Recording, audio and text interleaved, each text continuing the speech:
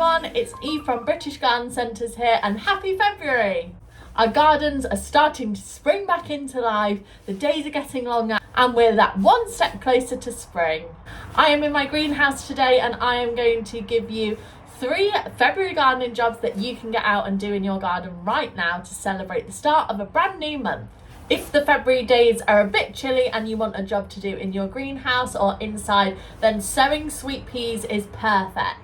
Growing your own sweet peas is so rewarding. The plants are very vigorous and they produce an abundance of flowers. The flowers smell incredible and they're pretty easy to grow as well. Today I'm going to be sowing a brand new variety of sweet peas, which is a collaboration between British Garden Centres and Unwin's, which is super exciting. They're these blue butterfly sweet peas. They're so beautiful and I can't wait to see them in real life this summer, and a donation from each packet sold will be going to Green Fingers charity. So make sure to nip into your local British Garden Centres because you'll be able to find these seeds coming out this month. To sow your sweet pea seeds, all you'll need is some peat-free seed sowing compost, some seed trays. I like to use these deep root cells trays because sweet peas have very long roots and they don't like to be disturbed. You'll of course need your sweet pea seeds, some plant labels and a pen and a watering can and some water.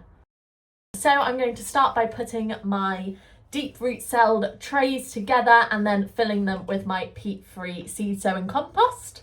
Then I'm going to take my sweet pea seeds. Now if you've struggled in the past with germinating your sweet pea seeds, then you can soak them in water overnight, and then you're just going to plant them about 1.5 to 2 centimetres deep and then cover that back over with your compost. Make sure to give them a good water in and definitely don't forget to label your seeds.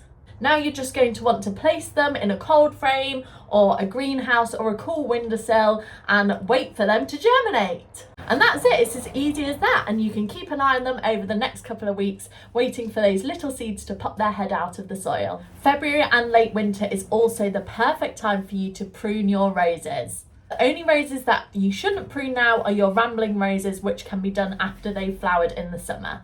To prune my roses, I'm using the Kent & Stowe Ever Sharp secateurs, which are great for any type of pruning. I highly recommend. To prune your roses, the general rule of thumb is to reduce them by about 1/3. Make sure that you cut just above a leaf joint. Make the cut so it is sloping downwards, so any rain or water doesn't sit on it and run straight off.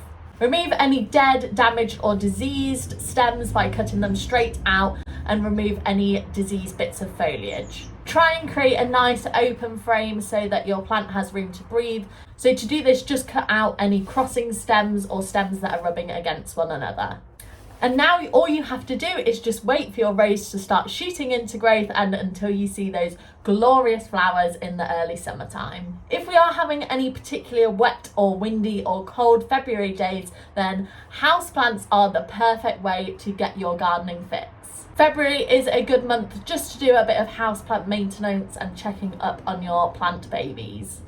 Now, until the spring arrives, your houseplants shouldn't need too much water, but it is good to just check that they aren't getting thirsty. So you can do this by inserting your finger a couple of inches into the soil, and if it's super dry, then give them a little drink.